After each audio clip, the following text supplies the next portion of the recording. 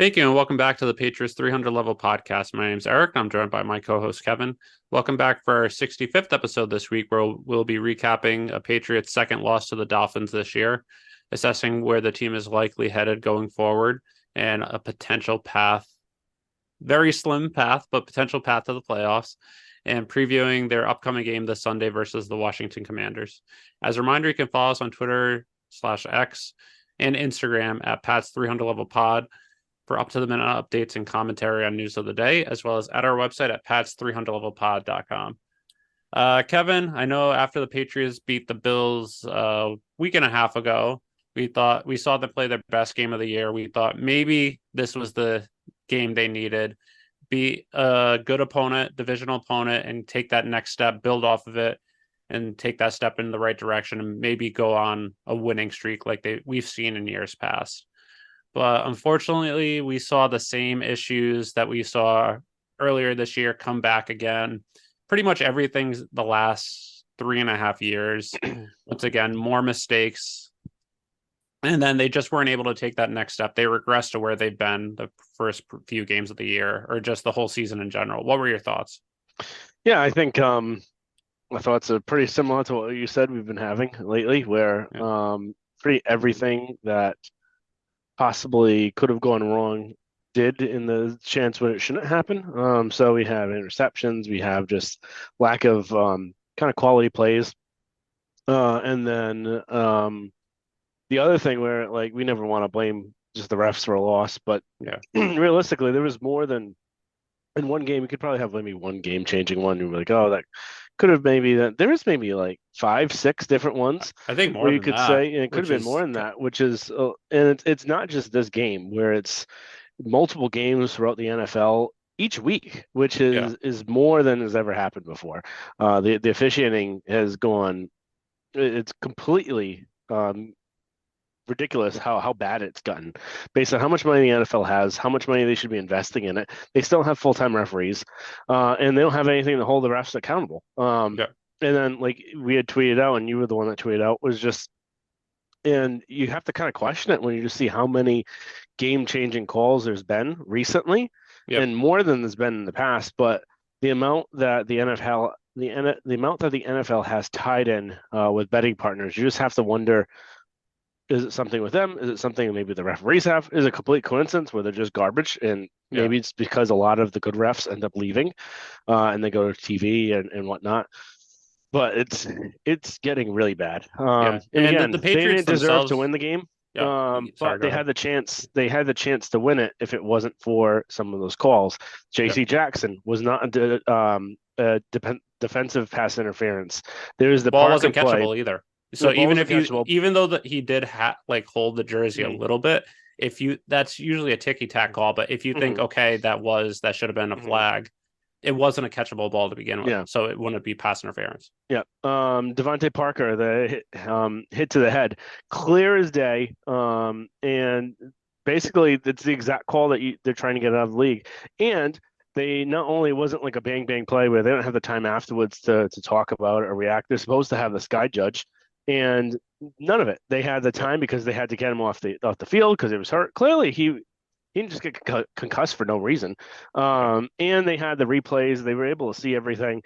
And they still didn't end up calling a flag, which was ridiculous. There was the fumble play Yep. where they blew the whistle 2 seconds afterwards. Play does not stop until you call the whistle. The forward Yep. progress doesn't stop. Matt Chatham had tweeted out and We retweeted learned that. that last year against the Bengals. It Yep. was Ramondre Stevenson had hmm forward progress. They didn't call it. He fumbled Yep. it, which should have been forward progress, hmm and the Patriots lost the game because of it.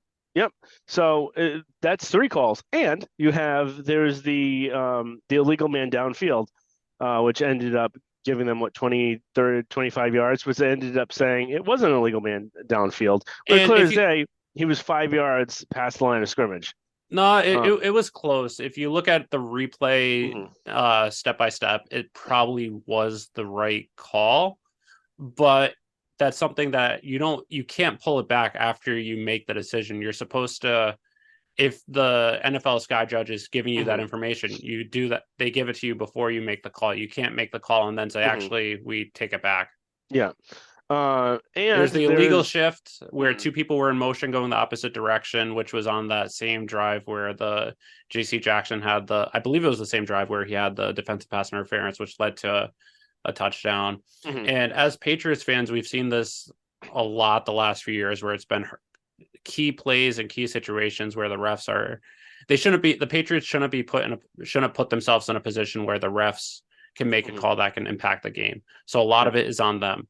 But we saw last year the Vikings game, the Hunter Henry touchdown, they mhm, ended up losing. Whereas if they called that correctly, they might have won that. There's the mhm, Raiders game where it was fourth and 10 or something like that, or third down and 20 where they called a catch where he was out of bounds and that led to a touchdown and them mhm, losing it. There's the Stevenson play against the Bengals that I just talked mhm, about.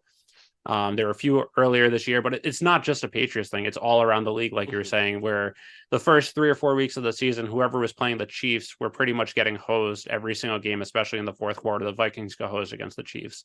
And we saw a lot even this week where they were play after play where the refs are making plays that dictate the game. And it's mhm, just something that the league has to put a stop to. And I don't know how you do it. I think you have to have full time refs, or you have to have a ref grading system where if you grade badly, you're demoted or you're taken away from head ref or things like that, mhm, similar to what the Korean baseball organization, the KBO, has, where umpires are graded. If you grade poorly, you're demoted. mhm. And you have to have accountability, Yep, especially with the integration of gambling, where it's just going to lead to more and more questions. Are games being dictated? And that's something that I don't know. Once you lose faith in it, it's something that it's tough to get back. And then, like you could easily make the argument. I'm not saying it's the reason why it happened, but the fumble play, the Patriots were down by one score. The At that time, the spread was 9.5 in favor of the Dolphins. If the Patriots ended up either stopping them or, well, basically they would have stopped them there if they ended up scoring or even keeping the game within seven, that ended up changing a lot of the betting lines for a lot of Yeah. people. So is that the reason? Probably Yeah. not, Yeah. I but don't it I could don't think be. it is. I But think it's as more a incompetence than anything. But or my initial thought is the refs didn't want to blow the whistle too early where he mhm, might have been able to gain yards, gain a first down, mhm, but he was stopped and then they saw that the fumble occurred and then they were like, "Oh mhm, no, we were going to call it anyway, but we were waiting to mhm, see if maybe he gained yards." And yeah, then they blew it. mhm. But And you can't do it. That's not how it works. And then also we saw that in the what game was it? It was the Sunday night game when they threw it to the tight end. Um, and I can't remember what team it was, but they ended up blowing it dead. But he ended up breaking away the second, like they started to blow the whistle. So if they yeah. didn't blow the whistle, he would have gotten the yards. But they blew it dead. So that's what the whole point of the whistle is. All right, we talked a lot about refs. We talked a lot about kind of the same Yeah. thing. Uh, Offensive line, Mac. What would you think the offensive line was at? Those are I really the thought two overall things the we talked offensive about. line was pretty good. City So had an excellent game where he didn't allow a single pressure, and he's been looking really good as a guard this year, and he's looking like he might be able. You found something, especially in one of those mid to late round offensive line positions. They did rotate him with Mafi, which is a little bit of a head scratcher considering how well he played. But I think as they don't want to just throw him to the wolves and him start to maybe get exposed or give him confidence where he's playing well and then give him more and more instead of giving him too much where that could potentially hurt him. But it was good to see that when you had a pretty good game. I believe he did allow a sack, which is his Yep. first of the year. But overall, him moving to right tackle was very good. They did allow pressure at 40 something percent, which looking back or in real time, it didn't seem like the pressure was that high. I think a lot of it was Mac allowing the pressure to get to him. And then Mac didn't have a great game. I he did have some good throws, but I think a lot of it was he saw the pressure and it was getting to him. Where the interception, it was a really good play by Jalen Ramsey where he baited Mac into the throw. But again, Mac didn't step into the throw. He essentially was throwing off his front foot. And part of it was possibly because he thought the pressure was going to get to him and he thought it was too open anyway. Mhm. But again, we've seen this a lot of bad habits from Mac this year, where I think it's he doesn't trust the receivers and he doesn't trust the offensive line holding up their man. Mhm. that he's not stepping into throws. He's throwing off his front foot instead of throwing off his back and stepping into the throw and driving into it. You mean throwing off his back foot? He's When you're throwing off throwing his off your front foot, that means you're stepping into it and you're leaning into it. he's standing straight and then he's throwing into it instead of Yeah, getting on his back and then stepping into it. yeah, So he's not stepping into the throw is what I mean by yeah. throwing off his front foot. Okay. Um, yeah, I think that's a lot of things that we've seen with Mac, and it's making us kind of turn into sounding like crazy people when we kind of really defend him just because it's the same stuff that we're seeing. Yep. But again, we've also seen him play a lot differently in his first year. And I think the biggest thing that you said is I think trust is the biggest reason why this is happening. So Yep. one, the pressure, where I think the pressure completely screwed up his mechanics a lot, Yep. and his ability to kind of do the things that he's really good at, reading the field, picking the right receiver, making the right throws, using his mind is really the best thing. So we see it a lot pre-snap, a lot of the decisions he makes, changing out of plays, changing into plays, the different plays, that sort of stuff. But I think he's been really hurt this year and even last year, from the pressure that he was getting and Yep. the receiver talent that he has, where he doesn't trust the person to be where they're supposed to be, or run the right route or make the right decision. Because a lot of the things that they have too are option routes. And is he going to be on the same page with the person? Are they going to see the same thing that he does? And half the time it's no. Yep. So they pick one route, he does the other one, and usually 9 times out of 10, you're going to trust what Mac is seeing more than the receiver because he knows what's supposed to happen. So again, I think he's And a lot better than what he's been showing, yep. and I just don't I know think what's. the frustrating part for me is we've seen the good games this year too. It's not like Mhm. he had a great rookie year and then just regressed and has stayed there. The game against the Eagles, he was excellent, especially in the second half. The game against the Bills, he was excellent, probably the best game of his career. Mhm. But a lot of times where they're forced to come back, where they get into early deficits, is because of mistakes he's making, where he's reading the coverage wrong, or he's just not having the right mechanics, which leads to turnovers, which puts them into the big holes, and then they have to come back. And he's been excellent in the fourth quarter, surprisingly. He's been statistically one of the best quarterbacks in the fourth quarter, has the best passer rating. Mhm. And it's good to see that a lot of times he doesn't let it get to him. Granted, he's also there are two games he didn't even play in the fourth quarter because of how far behind they were. Mhm. But it's good to see that he has the mentality to not let a deficit get to him Mhm. for the most part, outside of the Cowboys Saints games. But it's his mistakes early on that are really putting the team behind into positions where it's tough to come back. And we saw it again this week. We've seen it pretty much all year, and we saw it all last year too. The games they lost, the Bengals game, the Vikings game, the Raiders game. It's games where they're put into huge deficits early on by mistakes, and then he plays well. But he has to play a full 60 minutes like he did against Buffalo. Yep. So yeah, I think that's really kind of what we saw. I think the big thing too with this game, which was frustrating, was just on offense how they looked, where we saw them look really cohesive. They had a really good game plan. It flowed really well, is Yeah. the thing. And again, I feel like it got choppy again with what Yep. they were trying to do, and they weren't really.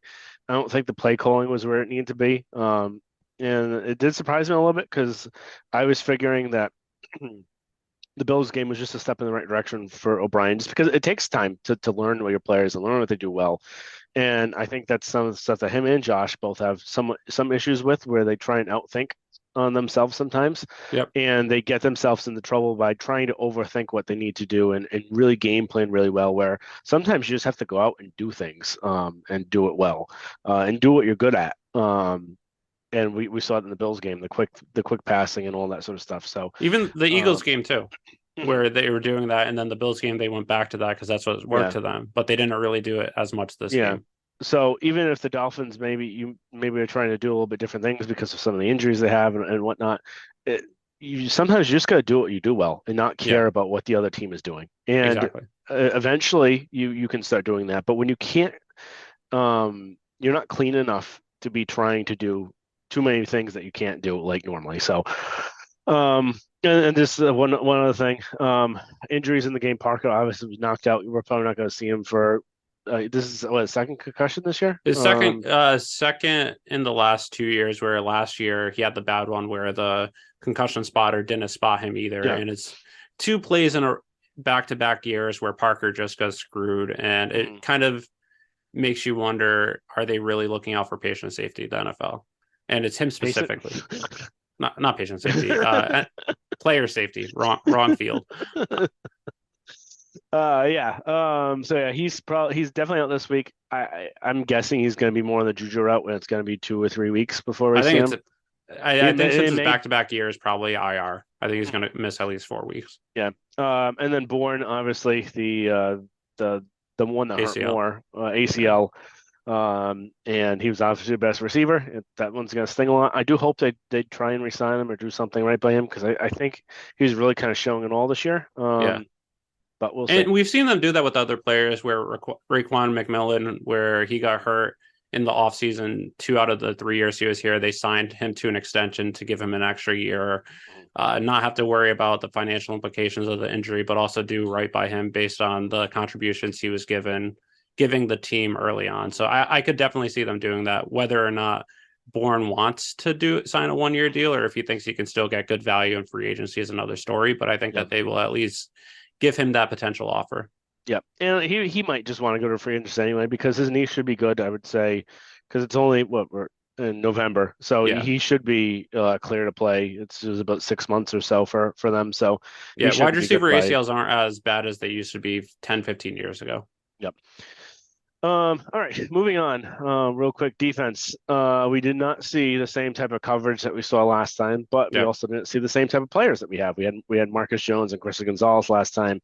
Didn't have them this game, and we really saw that really impact them. What we did think was going to happen didn't happen. They didn't have Yep. Jonathan Jones on Tyreek Hill. Part of the reason why a lot of our speculating, no one's ever come out and said it, but not like they would. But Jones had a knee injury going into the game. They might have figured they would rather have 80% of Jones on someone else and then have a 100% player on Tyreek Hill just because of Hill's speed. Yeah. I don't think that was the right decision just because no one Yep. else on that team can match up with him. And we Yep. saw JC Jackson in the past get burnt by Hill, especially with the Chargers. And part And of that was the Chargers. They didn't put safety help over the top where speed for speed, no one can cover Tyreek Hill or almost no one in the NFL can. Jonathan Jones is one of the few. I don't know the about Patriots got nowadays. 3 of them that might have the ability to do it. Yeah. Because Marcus Jones covered man for man with him. He got Christian hurt in the early Gonzalez, second quarter, though. he did, but when he was on him, he was actually looking really well. Yeah. Christian Gonzalez went man for man with him. Yeah. And Jonathan Jones used to go man for him. And eventually, before they actually even had what's his name? Sean Wade. No, this was years ago. The Kansas City playoff game. They had the guy that was like a 6th or 7th round pick, never really played at all. They had him in. No, I'll look it up afterwards and see who it was. But he was just really fast. That's the only reason why they had him out there. I think he was like a special teamer most of the time. But I'll look that up while we're doing that. Too bad they let Amir Speed go. Yeah, but maybe next year it'll be the other guy. Bolden? Isaiah. Yeah. All right. What would you like to say on the defense while I look up to see who that guy was? Overall, they played pretty well. The thing that was frustrating was we saw them playing defense of thinking it's only a 3 down territory for the offense. And there were times where on 3rd and long, they were essentially playing prevent defense of not allowing a first down where they got, say it was 3rd and 15, and then they got 12 yards and it's 4th down thing. But Miami was playing a lot like it's a 4 down territory regardless. Part of it is just they have so many skill weapons that they trust their offense more than they respect an opponent's defense per se. And someone like Tyreek Hill or Jalen Waddle, they trust more than whoever's covering them, regardless of if they're a good cornerback or not. So that was kind of frustrating to see where there were some bad tackles, some misplays, but also the defense wasn't aggressive enough. And you have to put that on coaching, knowing what they have to do, what plays they have to call to stop it, where it's good that they stopped them from getting the first down, but they still gave up enough yards where the offense can go for it and convert a first down on 4th down. And then they were also missed coverages as well. The Tyreek Hill 40-something yard touchdown where I think Mapu and JC Jackson didn't read the play right. It was a mistake by both of them. There's another one on the touchdown on the last drive where Jack Jones thought he should be going out to cover the man he was covering, whereas I believe it was Jonathan Jones thought Jack was going to stay with the inside man, and then it was a blown coverage that led to a touchdown and effectively put the game away. Where we've seen that a lot, where the defense has played well, but they still have big mistakes in key situations, and we even saw it last year too, where a defense as good as this is, if the Patriots want to have success, they have to be a top 5 defense. They have to be holding out, not allowing big plays. They can't have these big mental breaks in key situations. And they've shown promise, but they haven't executed a full 60 minutes on defense for a lot of the time this season.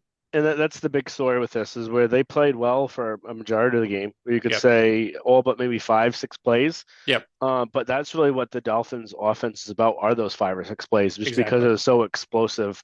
The wide receivers they have. I still don't think, even looking at this game, and I know there's going to be people that say out there you're just a Tua hater or whatnot. I just don't think, if you put him in a situation where you didn't have these guys, I just don't think he would be as effective. And you could put we saw that too when the defense took away his first read and he didn't look like the same player. Where the first game of the season, it was 3-step and then out, and it's whoever he's trying to throw to the first read. It's just a quick pass and it's tough for a defense to defend. Where the defense scheme wise, I thought was better for the most part in coverage, where it's throwing things that Tua hasn't seen and it takes away his first read and he doesn't look like the same quarterback. But the pass rush also wasn't perfect, where it allows Tua to not feel rushed going into his second or third read, but when he was and the first read was taken away, he didn't look like the same player overall. So there's so much a defense can do when you have such explosive players on offense. And that's why I think Tua has looked as good as he has. But again, if you put Mac in that offense, does Mac look similar to Tua? I think yes. I think he looks even better. I do too. But again, it's tough to fully say with how he's regressed this year. But my belief is Mac would be better than Tua in this offense. Yep. All right. Moving on. 3 up, 3 down. You want me to go first, and then you can go. So I've got Duggar, Barmore, and White. Duggar, it's funny. He was last week. He was on my down. He's been having a down year. I thought he played really well in this game. Had some really impactful plays. Was really all over the place, and he ended up taking over on the green dot when Bentley went down, and I thought was good in that aspect. Barmore has been on a really big run the last maybe 4 or 5 games, has looked sensational, and Keon White is just a specimen of a man, I would say. Yeah. Where like this is the game we've been waiting for Keon all year, where he showed some promise on a few plays here or there the first few weeks of the season. Granted, he didn't play a ton the first few weeks just because A, he's a rookie, B, they didn't need him as much, but this was the breakout game for him, where he was just on a whole nother level, and we saw his potential based on just his athleticism and overall. Yep, and it's just crazy how fast he can run, being 290 pounds. Yep. And he was just really good. You're 3. I think mine were exactly the same. With where Duggar was by far his best game of the season. We saw his potential. He didn't really have any down plays, which he's had before, and kind of showed the potential contract he's going to get if he plays like this the rest of the season. He has to be more consistent, but this was the first game where he was throughout the whole game. Barmore has just taken a step forward this whole year, where we saw promise as a pass rush his rookie year. He was hurt last year, but as the season went on, he got better. And he's just turned into a 3-down defensive tackle, where he's going to rush the passer, but he's also going to help stop the run too. And the Dolphins were the best running team in football this year, and the Patriots, in part due to Barmore, along with the rest of the front 7, really took away their running attack and forced Tua to pass. And Tua did well passing too, but the defensive scheme to slow down the run was very successful. And Barmore and even White, who's my third up, were very keys in that segment. Then, like I already mentioned, White was just all over the place on defense. All right. 3 down. I'll give mine and they can go. JC Jackson, Mac, and Miles Bryant. JC Jackson just was too inconsistent in this game. And he didn't provide that kind of number 1 lockdown corner, which we've been hoping to see, and he's been kind of gearing himself up to be. Mac Jones, just the interception. is just really inexcusable. That ended up ruining a scoring drive, and he needs to be playing better, and he's not. Yep. I have him, and then Miles Bryant just didn't look clean. He ended up coming up with an injury, so that could be why too. But he was on a bunch of plays where they ended up having big plays against them. So I had Miles Bryant. Yeah, no, I think for me, number one was just the coaching in general, especially on defense, where scheme wise, overall, it looked good. But I still, again, like you said, no one's going to come out and say it, but the speculation is that Jonathan Jones was too hurt to cover Tyreek, and Mhm. you'd rather have someone like JC Jackson. But we've seen the last 2 years of JC and with the Chargers of him trying to cover Tyreek, and it just was not successful at all. Mhm. And his style of defense might be better suited for Jalen Waddle to cover. So I still would have rather put. I'd rather have an 80% Jonathan Jones on Tyreek Hill and JC Jackson on Waddle versus having to put JC on an island versus Tyreek, where the last 2 times he's played them was just not successful. So again, I thought they put JC in a bad situation. And then overall, because of that, both Waddle and Tyreek had over 100-yard games. And the key on defense was to take away Tyreek and Jalen Waddle and let anyone else beat you. And they weren't able to do that. So JC Jackson did have a bad game, and he is one of my 3 down. But I think that's because of the situation that the coaching staff put him in. Yep. And All then right. my 3rd down was Mac, where he was okay, but he let the pressure get to him. A lot of the pressure was because of himself, and then he had that bad interception where again it was a great read and great baiting by Jalen Ramsey, who's one of the best cornerbacks in football. But Mac has to have a better throw or know not to throw it in that situation. If you're going Yep. to throw it to Bourne, you have to step into it. You can't lob it and allow Jalen Ramsey to come over and pick it off. Mhm. All right, moving on. Where the Pats heading? We did this last week. I'll just do a quick update here, but no need to go down schedule by schedule. But they're 2-6. Yep. They have a stretch of probably 5 relatively easy games coming up, including I the don't know bye. about easy, but it's winnable. Relative. Get, That's why I said relatively compared to what they've faced so far. yeah. They faced some of like the top teams in the NFL for most of the weeks beforehand. This is the easier part of the schedule. This is the Yep. easiest part of the schedule they're gonna have coming up. So they pretty much have to win out. Is really the crux of it, because if they win out of these 5 games, they'll be 7-6 hanging to the Chiefs. That gives them some leeway where they could lose against the Chiefs, lose against the Bills, and then have to win against the Broncos and Jets and be 9-8 and hope to get a playoff spot. Yep. That's pretty much where they are, what they have to do. Is it going to happen? I don't think it's going to happen. But it might. I'm not losing faith altogether. But I if I had to bet my house on it, I would say no. Yeah. After the Bills game, I would have said yes. Mhm. After last week, I'd say no. I think one thing that does benefit them is the Commanders, we're going to get to in a minute, who they're playing this week. They traded their 2 best defensive players. You could argue 2 of their best players overall.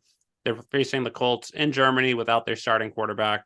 Granted, you could argue maybe Gardner Minshew is better than Richardson at the time, so that might actually hurt the Patriots. But regardless, Giants have injuries everywhere.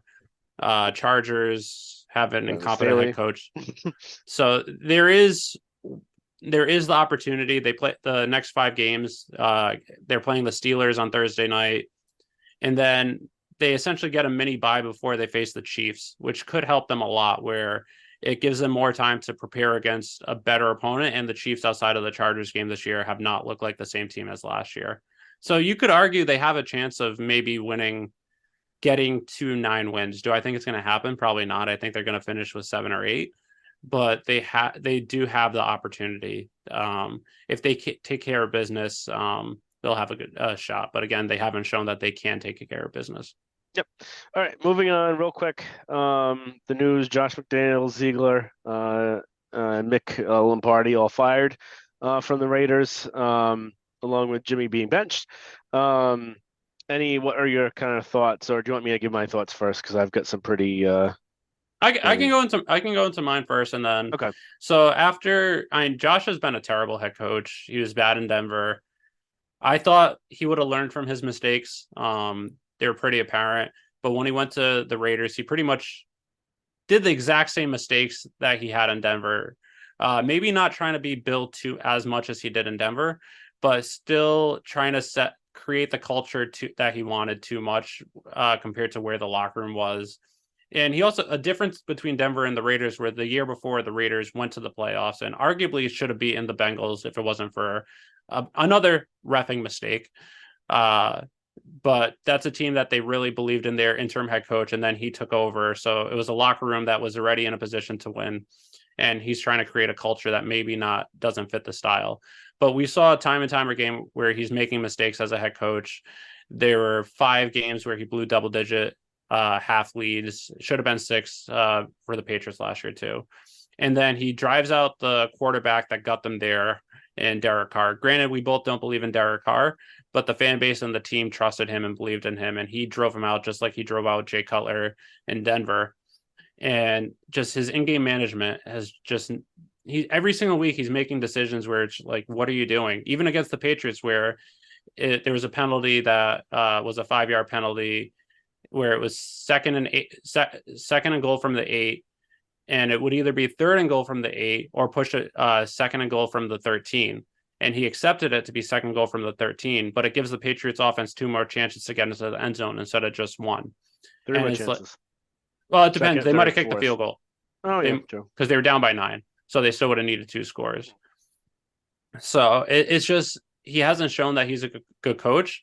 And I know part of your thing is he doesn't have an offensive coordinator, which he might be distracted, which is setting that. But he also set his coaching staff. So I was not surprised, especially with all the internal griping. And then after that loss to the Lions, where you could tell he lost the locker room, he needed to be gone. I thought he was going to be fired this week. But I was surprised that they also let Ziegler go, because it depends.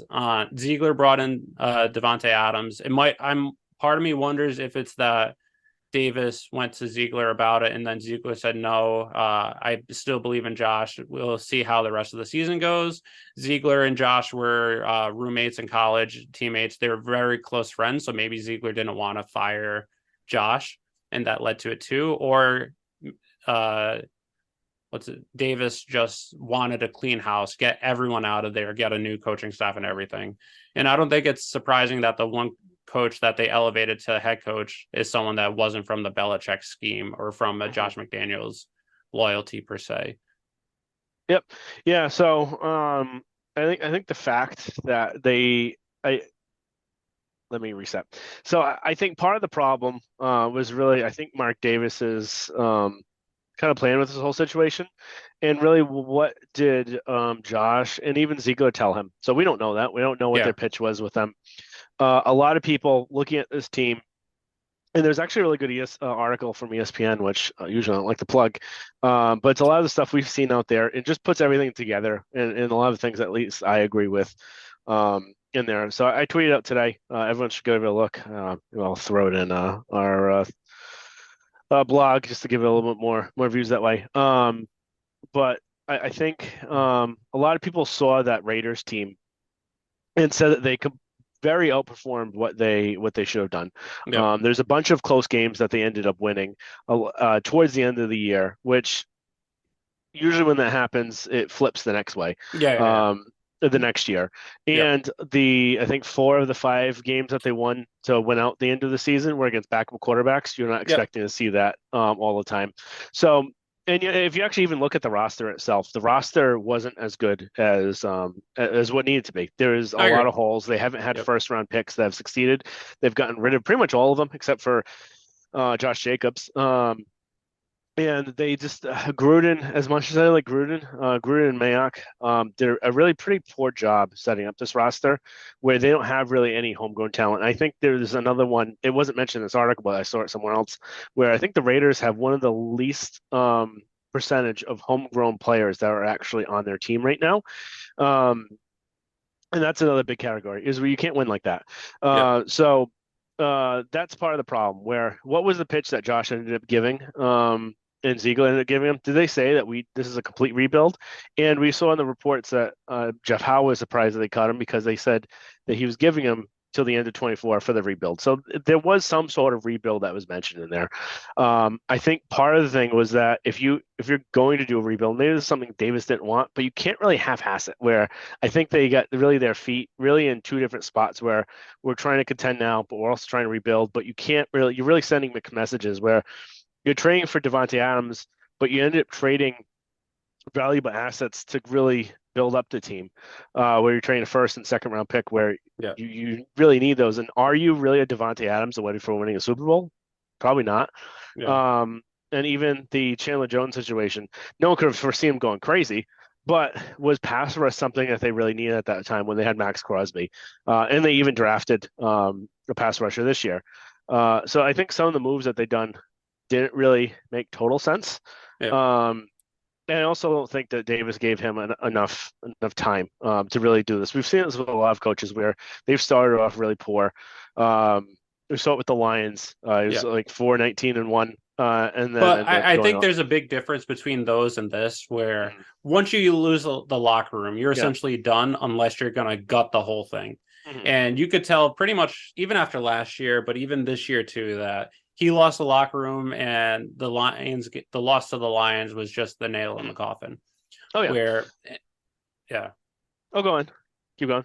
I was just going to say that was the nail in the coffin where he lost it. He's not going to be able to come back from that unless he guts the whole thing. Yeah. And they haven't really been able to show that even if they gut it and try to build it back up, Yeah. you're going to Are be you able the to do team that. that wants that? Yeah. That's the big thing. Are you the ones that should be the one leading this? Yeah.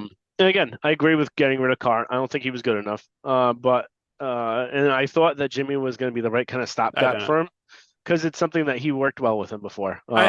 I saw a rumor. I don't know how true this is, but it would make sense that Josh was banking on Brady coming over and being the quarterback this year, and they were making the whole decisions especially to get rid of Carr with the anticipation that Brady was going to take over, and he just didn't. Where if Brady is the quarterback here, you don't necessarily need to. You have the pieces. Granted, there are a lot of holes, but you have pieces where Brady will be able to take over, especially leadership wise. That Josh might be deficient in. Yeah. But with that, you have to go with the stopgap of Jimmy G that everyone knows isn't going to play a full 16 games, even if he is playing well. And then you're going to have to be stuck with Brian Hoyer, or quarterback you draft. So again, it's just Josh put himself in this situation, and you would have thought he would have learned from his first go around, but it seemed like he made the same exact mistakes, and his in-game decisions weren't good to begin with anyway. Yeah. So hopefully we'll see him back, but we'll see what happens. Yeah. He's got 4.5 years paid leave right now, so I don't think he's coming back anytime soon. As we learned from the what's his name, Cliff Kingsbury contract, was that in order to recoup that guaranteed if you're fired, you have to look for work or get work elsewhere. If you're just not being active, you're not, like, you could be out of the money. So if that's in Josh's contract, then yes, I could see him coming back. If it's not in his contract, I mean, if it's me, I would take a nice year or two off getting 4 or 5 million a year or whatever the hell it is. But yeah, I think it's closer to the 10. I don't think anyone really knows. Because between him and Gruden, for the next 4 years, they're owed $80 million, and Gruden was a 10-year, $100 million contract. Those are rumors. I think people are speculating. I don't know if they know that's the actual case. Yeah. So I don't know. We'll see. If I was Josh, I'd probably just take off the rest of the year and then wait and maybe come back next year. But who knows? Maybe he's bored. All right. One quick question before we move on to the Commanders, and we'll just do all of this real quick. Favorite Halloween candy, because it was Halloween this week. I go with the Reese's holiday special, like the holiday ones. Like these little pumpkins? Yeah. Yeah, I would say those are my favorite. And then Butterfingers, 100 grand bars. Butterfingers is a good one that I don't have. Yeah. Butterfingers.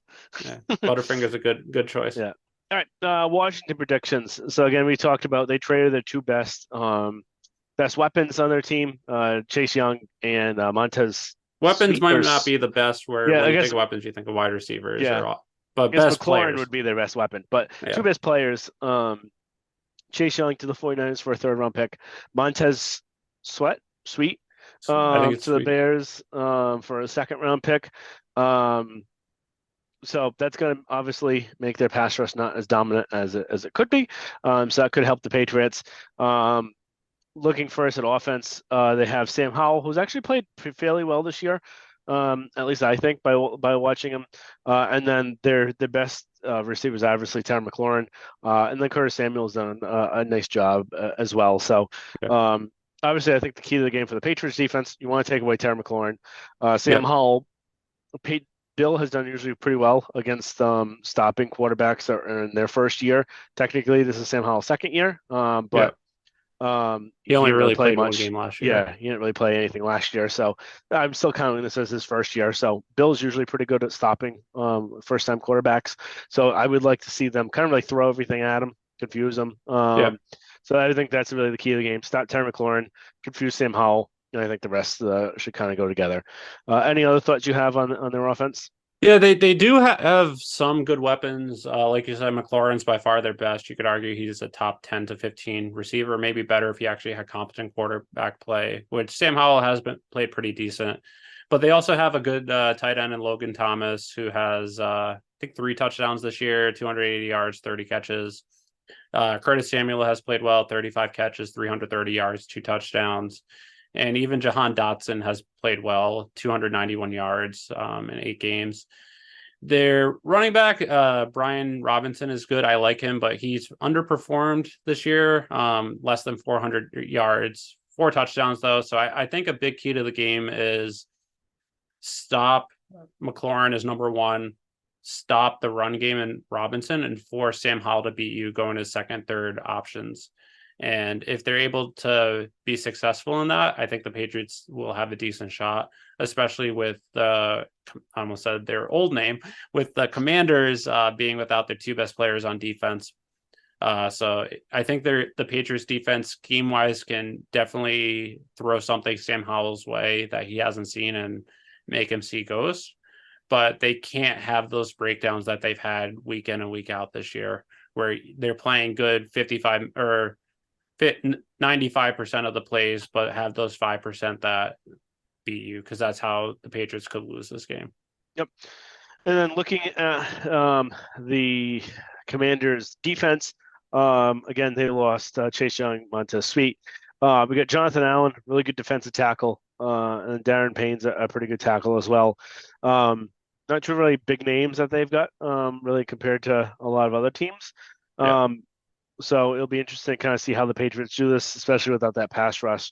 Really would hope that this would be the game to really get them start going in this 5-game stretch, establish the run, and then be able to have some nice kind of pass plays, show off booty. Gonna have some booty time. Hopefully, sounds like maybe they might be able to put him in this game this time. I'm hoping for it. I'm hoping for some booty time, but we'll see. Any other thoughts on their defense? How to attack them? Yeah, their defense hasn't been good in pass defense. Overall, they have the 4th most yards per game allowed overall for all yards, as well as 4th most allowed for passing yards. For rushing yards, I think they're top 10. So it might be a little bit tougher to run against them. Like you said, they have 2 very good defensive tackles who, over the last 3 years, are among the league leaders in tackles for loss. So it's going to be tough to establish that inside running game. So I think you're going to want to have a lot of quick play action or quick passing passes or screens to essentially work as a running attack, similar to what we saw against the Eagles in week 1, where they didn't really run the ball much, but they threw a lot of quick passes to essentially work as runs. So I would expect them to do that this week. They don't have to worry as much about a pass rush as much as they would have if this game was happening last week with Young and Sweet being out. But it's going to be tough to really establish an inside running attack versus those defensive tackles. So I wanted to expect a big game from Stevenson and Elliott in running the ball, unless they're able to establish the passing game early and then they work in the run. All right, looking at prediction time, Patriots finally favored again, -3, over under 40.5. So back to a pretty low over under. My prediction, I'll give a first. I've got the Patriots winning 24-17. I think they're going to win this game. and we'll have to see. But I think this will be the start of hopefully a win streak. I don't think the win streak is going to happen, but I've got them winning this game. Yeah, I'm just laughing because the definition of insanity is doing the same thing over and over again and expecting a different result. But that's kind of what I'm doing, where I have the Patriots winning 31-13. I think the loss of Young and Sweet are going to be very big for the Commanders. Almost said the wrong name again and get us canceled. Um, but I think this is the game where this seems like a get it right type of game for the Patriots based on who they're going up against. I don't believe in Sam Howell, even though he's played well. I also think it's a red flag that he only eats chicken nuggets and stuff like that and doesn't eat beef or seafood because of that. And I would have never bought in on him being quarterback because of that. I think that's a huge red flag. So I don't trust he's going to be able to see the scheme that he's going up against on defense. But again, I think the Commanders are too flawed, don't have enough weapons, and Ron Rivera has been a terrible coach. So I say the Patriots win 31-13. I think the defense plays better. They slow up. They don't allow those touchdowns that they did this past week versus the Dolphins. I think they're going to be a bend, don't break defense, and they're not going to break. All right, sounds good. So thank you everyone for listening. Hopefully it will be another Patriots victory, only third of the year. If it does happen. If they don't win this game, there's nothing to look forward to the rest of the year. This is a game they have to win. Yeah, it's a must win. I will be there. I will be probably not giving too many tweets during the game because I can't really tweet during the game, but I'll try I will my be there best to giving a take fresh over. perspective. And hopefully they win. So make sure you subscribe, rate, and review. Follow us on Instagram and X at Pat's 300 Level Pod, and our blog, pats3levelpod.com. We will have to start putting more and more blogs up. We have not done a good job of that this year. Yeah. We will start. Just some news. Curtis Samuel, the Commanders' second wide receiver, he just missed his second straight practice. So today's Thursday. He missed Wednesday and Thursday practice. So the Commanders might be without him as well on Sunday. Well, so that would be good news if that happens. Yeah. Not room for injury, but that would be better news for the Patriots. Yeah. All right. So thank you everyone for listening. Look forward to having you guys check in with us next week.